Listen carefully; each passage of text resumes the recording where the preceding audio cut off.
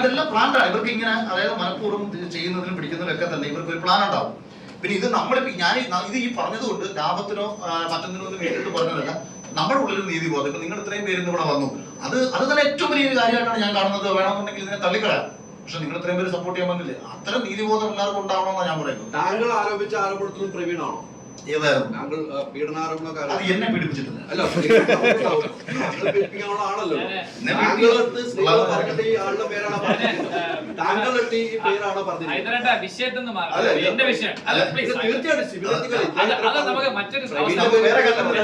മറ്റൊരു അവസരത്തിൽ സംസാരിക്കാം. പ്ലീസ് ഇത് ഒരിക്കലില്ല. ഇത് ആദ്യം ഒരു മിനിറ്റ്, ഇത് ആദ്യം സോഷ്യൽ മീഡിയയിൽ ഇതുപോലെ വന്ന് വിഷയം മാറിപ്പോയതാണ്. അതുകൊണ്ടാണ് ഞാൻ ഉറപ്പിച്ചത് അത് വേണ്ട.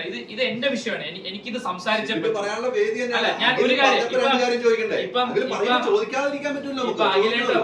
ഇപ്പൊ അഖിലേട്ടൻ പറഞ്ഞൊരു കാര്യത്തിന് കൂട്ടിച്ചേർത്ത് ഞാൻ പറയട്ടെ. സ്വിമ്മിംഗ് പൂൾ ടാസ്കില് ഇപ്പം സ്വിമ്മിംഗ് പൂൾ ടാസ്ക് എന്ന് പറഞ്ഞ അഖിലേട്ടൻ മെൻഷൻ ചെയ്തൊരു കാര്യമുണ്ട്. അതിനകത്ത് ഈ നാദറയ്ക്ക് വെള്ളം പേടിയാണ് എന്നിവരെങ്ങനെ മനസ്സിലാക്കി? എന്നിവര് ക്ലിയർ ആയിട്ട് മനസ്സിലാക്കിയിട്ടുള്ളത് ആദ്യത്തെ സൈക്കാട്രിക് സെഷനിലൂടെയാണ്. ഒരു സംശയമില്ല. അപ്പൊ സൈക്കോളജിസ്റ്റുമായിട്ടുള്ള ആദ്യത്തെ 1 മണിക്കൂർ അല്ലെങ്കിൽ എനിക്ക് 1 മണിക്കൂറല്ല, എത്രത്തോളം സമയം നാദരയുമായി സംസാരിച്ചിട്ടുണ്ടോ അത്രയുമുള്ള കോൺഫിഡൻഷ്യൽ ആയിട്ടുള്ള മെഡിക്കൽ എത്തിക്സിന് നിരക്കാത്ത രീതിയിൽ ഇദ്ദേഹം ഈ പറഞ്ഞ കാര്യങ്ങളെല്ലാം ക്രിയേറ്റേഴ്സുമായി കമ്മ്യൂണിക്കേറ്റ് ചെയ്തിട്ടുണ്ട്, ഉറപ്പാണ്. അതിന്റെ ഭാഗമായിട്ടാണ് അവർ ടാസ്ക് ഡിസൈൻ ചെയ്യുന്നത്. ഇപ്പൊ ഒരാളെ മാനസികമായി എങ്ങനെ തകർക്കാൻ സാധിക്കുമെന്ന് അവരെങ്ങനെ മനസ്സിലാക്കുന്നു? അവരുടെ ഹിസ്റ്ററി മുഴുവൻ ഈ സൈക്കോളജിസ്റ്റ് വഴി അവർ മനസ്സിലാക്കുക. അത് തന്നെ മെഡിക്കൽ എത്തിക്സിനെതിരാണ്. സിബിന് പോണമെന്ന് പറഞ്ഞു വീണ്ടും അവിടെ അകത്ത് നിൽക്കുന്നു. ഒരു മിനിറ്റ് സിബിൻ പോണമെന്ന് പറഞ്ഞു വീണ്ടും അകത്തേക്ക് നിൽക്കുന്ന ഒരു സംഭവം ഉണ്ടായല്ലോ.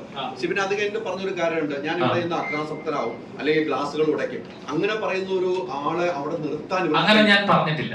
ഉറപ്പ് തന്നെയാണ് 150%. ഞാൻ പറഞ്ഞത് എന്റെ വാക്കുകൾ ഇതാണ്. നിങ്ങൾ എന്തുകൊണ്ട് എന്നെ കൺഫ്യൂഷൻ റൂമിലേക്ക് വിളിക്കുന്നില്ല? ഞാൻ ഇവിടെ ഉള്ള ആരെങ്കിലും ഉപദ്രവിക്കണോ, അല്ലെങ്കിൽ ഞാൻ ഇവിടെ ഉള്ള കണ്ണാടികൾ അടിച്ചു പൊട്ടിക്കണോ? ആ കണ്ടന്റ് കിട്ടിയാലേ നിങ്ങൾ എന്നെ അകത്തേക്ക് വിളിക്കൂ എന്നാണ് ഞാൻ പറഞ്ഞത്. എനിക്ക് കൃത്യമായ ബോധ്യമുണ്ട്. അങ്ങനെ തന്നെയാണ് താങ്കൾ 150% അങ്ങനെയാണ്. അപ്പോൾ അങ്ങനെ താങ്കൾ പ്രവർത്തിക്കുമെന്ന് ഓർത്ത് വേണമെങ്കിൽ ഇവിടെ പുറത്തേക്കാക്കാം. എന്നെ പുറത്താക്കിയതല്ല ഹൈദരാബാദിന്റെ പ്രശ്നം, അല്ല നിങ്ങൾ പുറത്താക്കിയതല്ല.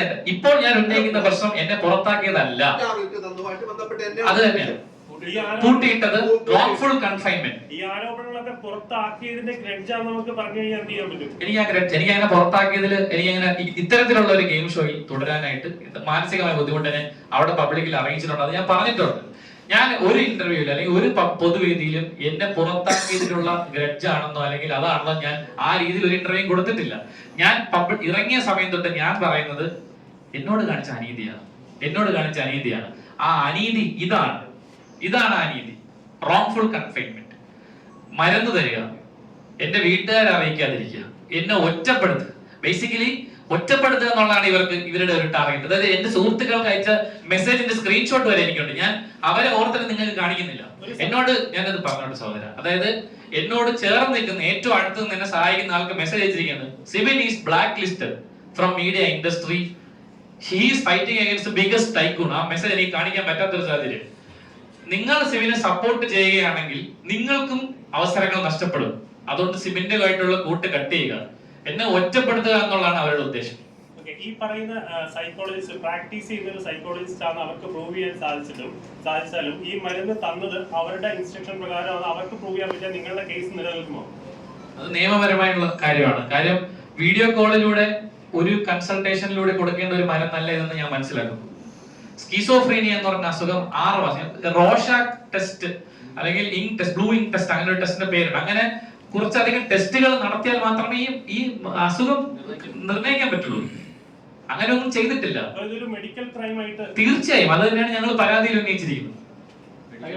സിബിൻ ഇറങ്ങിയ സമയത്ത് അതിലേട്ടൻ പറഞ്ഞു ഉണ്ടായിരുന്നു, അതായത് മത്സരിച്ച വിജയിക്കുന്ന ഒരു കണ്ടസ്റ്റന്റ് ആയിരുന്നു. എന്നിട്ടും ഇങ്ങനെ അത് അങ്ങനെ വീഡിയോ ഉണ്ടായിരുന്നു. സാബുവിന് അത് കണ്ടിട്ട് ഇതേപോലെ പറഞ്ഞിട്ടുണ്ട്. പക്ഷെ പിന്നീടുള്ള ഒരു എപ്പിസോഡില് പുള്ളിക്കാരനെ ഗസ്റ്റായിട്ട് വിളിച്ചു കഴിഞ്ഞാൽ തട്ടുകണ അതിൽ വിളിച്ചെത്തി വേണമെന്ന് വെച്ചാൽ താങ്കളെ അതിനകത്ത് കയറ്റാറുണ്ടല്ലോ. അങ്ങനത്തെ ഓഫറുകളോ ഇനി ഇങ്ങനെ ഇതായിട്ട് സപ്പോർട്ട് ചെയ്യാൻ അങ്ങനത്തെ ഓഫറുകൾ വന്നായിരുന്നോ? നാണം കെട്ടും പണം നേടുകയും നാണക്കേട പണം മാറ്റിടൊന്നുമില്ല. ദീപസ്തംഭം വായിച്ചിട്ടും എനിക്ക് കിട്ടുന്ന പണം. അപ്പൊ അങ്ങനെയുള്ള ആൾക്കാർക്ക് നിലപാടുകളിൽ ചേഞ്ച് വരുത്താം. എന്നോട് സംസാരിച്ചതും സിബിനോട് സംസാരിച്ചതും എന്താണെന്ന് ഞങ്ങൾക്ക് രണ്ടുപേരും പറയാം. അപ്പൊ അതിൽ നിന്ന് മാറി അവസരങ്ങൾ കിട്ടുമ്പോൾ പോകുന്നവരാണ്. അഭിപ്രായത്തോടൊന്നും എനിക്ക് അപ്പോഴെ യോജിപ്പൊന്നുമില്ല. പിന്നെ സിബിന്റെ വിഷയത്തിൽ ഞാൻ ആദ്യമേ പറഞ്ഞു, സിബിൻ ജയിക്കേണ്ട മത്സരത്തിൽ ഞാനല്ലല്ലോ പ്രേക്ഷകരാ പറഞ്ഞത്. എനിക്കൊന്ന് വൈൽഡ് കാർഡായിട്ട് കയറിപ്പോയതിനു ശേഷം ബിഗ് ബോസിന്റെ ഹിസ്റ്ററി തന്നെ ഏറ്റവും കൂടുതൽ വോട്ട് തന്നെ മുന്നിൽ വന്നൊരു മത്സരാർത്ഥി. അയാള് വിജയിക്കുമെന്നുള്ളത് പ്രേക്ഷകർ തീരുമാനിച്ചതാണ്. ആ ഘട്ടത്തിൽ അയാളെ പുറത്താക്കാൻ തീരുമാനിക്കുന്നു. പുറത്താക്കിക്കൊണ്ടേ ഒരു പ്രശ്നമുള്ള കാര്യമല്ല. ഒരു മത്സരാർത്ഥി അവർക്ക് ഷോയിൽ നിന്ന് പുറത്താക്കാം. പക്ഷെ അതൊരുവന്റെ ജീവിതം നശിപ്പിച്ചുകൊണ്ടാകുന്നു. നാളെ സിബിൻ ഇറങ്ങി, ഇപ്പൊ നിങ്ങൾ പറഞ്ഞ സിബിൻ സംസാരിക്കുന്ന സമയത്ത് ഇപ്പോഴൊരു പക്ഷെ മേ ബി വന്നേക്കാം, നിനക്ക് തലയ്ക്കൊഴിവില്ലാത്തോണ്ടല്ലേ എന്ന് പറഞ്ഞേക്കാം. അതായത് ഒരു ചെറുപ്പക്കാരനെ നമ്മൾ കേരളത്തിൽ 3.5 കോടി ജനതയുണ്ടെങ്കിലും ഒരാളെ നശിപ്പിച്ചാലും സംസാരിക്കണ്ടേ? അത് നാളെ എത്രയോ പേരായി മാറിയേക്കാം. നാളെ ഇപ്പൊ നിങ്ങൾ ആരെങ്കിലും ഒരൊക്കെയാണ് ഇതുപോലത്തെ ഷോയിലേക്ക് പോകില്ലേ? അപ്പം ഇത് നിങ്ങൾക്ക് തന്നെ സംഭവിച്ചൂടെ? അതുകൊണ്ടാണ് ഞാനൊക്കെ പ്രതികരിച്ചത്. അതുകൊണ്ടാണ് സിബിനത് പറഞ്ഞത് കേട്ടപ്പോൾ എനിക്കത് അഡ്രസ് ചെയ്യേണ്ട ഒരു വിഷയമാണ്. അതോടൊപ്പം ഞാൻ കൂട്ടത്തിൽ മറ്റുള്ള ചില പെൺകുട്ടികളോട് കാണിക്കുന്ന കാര്യങ്ങളും കൂടി പറഞ്ഞപ്പോഴത്തേക്ക് പിന്നീട് ചർച്ച മൊത്തം അതിലേക്ക് പോയി. അല്ല, അത് അവരുടെ കുഴപ്പമാണ്. എത്രയോ പേര് ഇപ്പൊ ഈ അടുത്ത സമയത്ത് മാളവിക എന്ന് പറയുന്ന ഒരു പെൺകുട്ടി, ഒരു നടി, അവര് വന്നിട്ട് അവർക്ക് ഒരു സിനിമാ സെറ്റിൽ ഒരു സംവിധാനം കൊണ്ട് അനുഭവപ്പെടുന്നു. കേസ് കൊടുക്കുന്നില്ല. കേസ് കൊടുക്കാതെ നമുക്ക് എന്ത് ചെയ്യാൻ പറ്റും? ഇപ്പൊ സിബിൻ എന്നോട് ഹൈദർ തന്നെ ചോദിച്ചു, സിബിൻ കേസ് കൊടുത്തില്ല, അഖിൽമാരായിരുന്നു സംസാരിക്കുന്നത്. കേസ് കൊടുത്തു. അത് അവന്റെ ചങ്കുറപ്പ്, അവന്റെ വിൽപ്പവർ, അത് ഇതിന്റെ പിന്നാലെ പോയി മെനക്കെട്ട് എത്ര പേര് പോകും? ഇത് ചിലർ വിചാരിക്കും പോട്ടെ, ഇപ്പൊ സിബിന് വേണമെങ്കിൽ ചിന്തിക്കാം, ഇനിയിപ്പോ കഴിഞ്ഞ നാളെ സമയത്ത് കിട്ടുന്ന ഒരു അവസരങ്ങൾക്ക് വേണ്ടിയിട്ട് മിണ്ടാതിരിക്കാം. അങ്ങനെ ചെയ്യാതെ പോയത് നീതിക്ക് വേണ്ടിയിട്ടാണ്, കാശിന് വേണ്ടിയിട്ടല്ല. അത് മനസ്സിലാക്കണം. അതുകൊണ്ടാണ് ഞാൻ ഓടിപ്പടച്ച് വന്നത്. ഞാൻ ഇത്രയും ഈ ബ്ലോക്കിന്റെ ഇടയിൽ കോട്ടയത്ത് പോയപ്പോൾ ഞാൻ ഇത്രയും വന്നതും ഞാൻ രാവിലെ എന്നോട് പറഞ്ഞു, എടാ ചിലപ്പോൾ വരാൻ പറ്റില്ല, പക്ഷെ എന്നാലും എന്റെ ഉള്ളിൽ കുറെ പേര് എന്നെ വിളിച്ച് പറഞ്ഞല്ലോ, സിബിൻ ഇന്നത്തെ പരിപാടിക്ക് നീ പങ്കെടുക്കരുത് എന്ന് പറഞ്ഞപ്പോ എനിക്ക് പങ്കെടുത്തേ പറ്റും. തീരുമാനിച്ചില്ല ഞാൻ. ഇപ്പോ അഖിൽമാരാറ്, സിബിൻ, ഇപ്പോ വക്കീലുണ്ട്, എല്ലാവരും കൂടി ഇപ്പോ ഉരുത്തിരിഞ്ഞു വന്നിരിക്കുന്ന ഈ നമ്മളെല്ലാവരും കൂടി അല്ല നിങ്ങളെല്ലാവരും കൂടി ഉരുത്തിരിഞ്ഞു വന്നിരിക്കുന്ന ഈ പ്രശ്നത്തിന്റെ മുഖ്യ എതിരാളി എൻഡമോർ ഷൈനാണോ, ഏഷ്യാനെറ്റാണോ, അല്ലെങ്കിൽ വ്യക്തികളാണോ? കമ്പനിയല്ല. കമ്പനിയെ നമ്മളെങ്ങനെ അതിനകത്ത് പറയാൻ പറ്റും? വ്യക്തികളാണ്. ഇപ്പൊ ഈ ഷോ അല്ല കുഴപ്പം. ഇപ്പൊ ബിഗ് ബോസ് എന്ന സീസണിലൂടെ നിങ്ങളെ പരിചയപ്പെടുത്തിയ ആളാണ് ഞാൻ എന്റെ ഷോ നന്നാവണമെന്ന് എല്ലാ കാലവും ആഗ്രഹിക്കുന്ന ഒരാളാണ് ഞാൻ. ഇപ്പൊ നിങ്ങൾ സിബിനെയും ഇപ്പൊ നിങ്ങൾ മാധ്യമ മേഖലയിൽ പ്രവർത്തിക്കുന്നു, നിങ്ങൾ മാധ്യമ പ്രവർത്തകരാണെന്ന് പറയുമ്പോഴത്തേക്ക് നിങ്ങൾ വർക്ക് ചെയ്യുന്ന ഒരു സ്ഥാപനത്തിനെ പറ്റിയിട്ട് വളരെ മോശം അഭിപ്രായം ഒരു പർട്ടിക്കുലർ വ്യക്തി ഉണ്ടാക്കിയാൽ നിങ്ങൾക്ക് നാണക്കേടല്ലേ? ഒരു സംശയം ചോദിക്കട്ടെ, എന്തുകൊണ്ട് നിങ്ങൾ വ്യക്തികളുടെ പേര് പുറത്തു പറയുന്നില്ല? ഇപ്പം അഖിലിന്റെ ആരോപണം, മാരാരുടെ ആരോപണമാണെങ്കിലും വ്യക്തികളുടെ പേര്, ഇത് ചെയ്ത ആൾക്കാരുടെ പേര് പറയുന്നില്ല. ഇപ്പൊ ഇതാണെങ്കിലും ആ ചെയ്ത വോയിസ് മെസ്സേജ് അയച്ച ആളുടെ പേര് പറയുന്നില്ല. അത് ആക്ച്വലി പ്രേക്ഷകരിൽ ഒരു സംശയം ഉണ്ടാക്കുന്നില്ലേ? അല്ല, ആ ഒരു സംശയം വേണ്ട. കാര്യം ഓൾറെഡി ഇത് കേസ് സ്റ്റാർട്ട് ചെയ്തിട്ടുണ്ട്. അപ്പം അത് വന്ന പേര് വന്നു കഴിഞ്ഞു. ഏറ്റവും കൂടുതൽ വിമർശനങ്ങൾ വന്ന് ഇവരുടെ ആരുടെയും പേര് പെൺകുട്ടികളുടെ പേര് പറഞ്ഞില്ലെന്ന് പറഞ്ഞു. പെൺകുട്ടികളുടെ പേരല്ല, ആരാണ് വിളിച്ചത്, ആരാണ് ഓഫർ ചെയ്തത്, ഫിറോസ് ഒക്കെ ഇപ്പൊ നമ്മുടെ മുൻ മത്സരാർത്ഥികൾ ഉൾപ്പെടെ പലരും വന്ന് പറഞ്ഞല്ലോ, അവരോട് പൈസ ചോദിച്ചിട്ടുണ്ടായിരുന്നു, അവരതിന് വില്ലിംഗ് ആയിട്ടില്ല. ഞാൻ പറഞ്ഞ പണം ഓഫർ ചെയ്ത കാര്യം പറഞ്ഞു. സ്ത്രീകളുടെ വിഷയമാണ് പറയാത്തത്. ആ വ്യക്തികളുടെ പേര് പുറത്തു വന്നാലേ ഈ സംഭവത്തിൽ എഫ്ഐആർ രജിസ്റ്റർ ചെയ്ത് നിങ്ങൾക്ക് എഫ്ഐആറിന്റെ കോപ്പി ആരൊക്കെയാണ് ഇതിന് പിന്നിലുള്ളതെന്ന് അന്വേഷണം കൃത്യമായിട്ട് നടന്നാൽ മാത്രമേ അറിയാൻ സാധിക്കത്തുള്ളൂ. ആരാണ് പറയുമ്പോൾ അത് കൃത്യമായി ആർക്കെതിരെയാണ്. അതാണ് പറയുന്നത്. ആരാണ് ഇതിന് പിന്നിൽ പ്രവർത്തിച്ചിരിക്കുന്നത്, ആരാണ് ഇദ്ദേഹത്തിനെ പൂട്ടിയിടാൻ വേണ്ടിയിട്ട് ഓർഡർ കൊടുത്തിരിക്കുന്നത്, 3 ദിവസം ആരൊക്കെയാണ് ഇതിന് പിന്നിൽ പ്രവർത്തിക്കുന്നത് കൃത്യമായിട്ട് അന്വേഷണം നടക്കണം.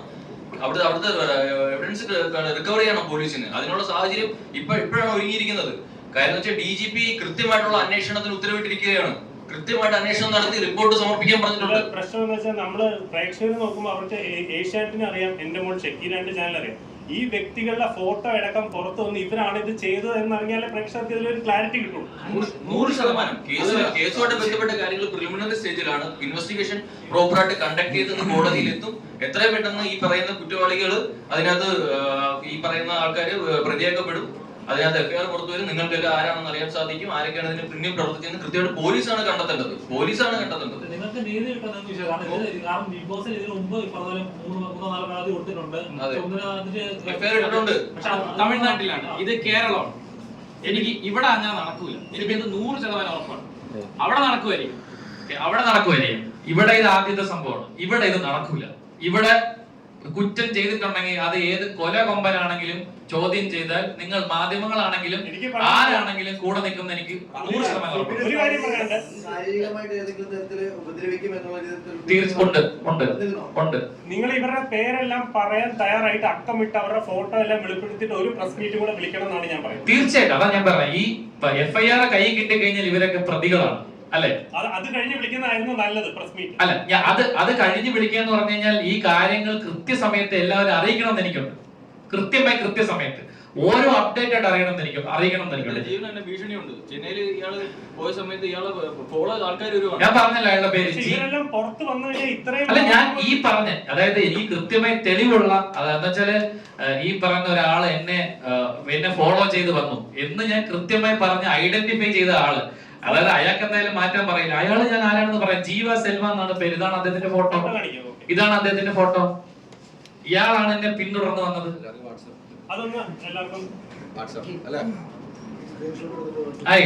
ഇദ്ദേഹമാണ് എന്നെ ഫോളോ ചെയ്ത സ്റ്റാഫാണ് സ്റ്റാഫാണ് എന്നാണ് ഇദ്ദേഹം എന്നെ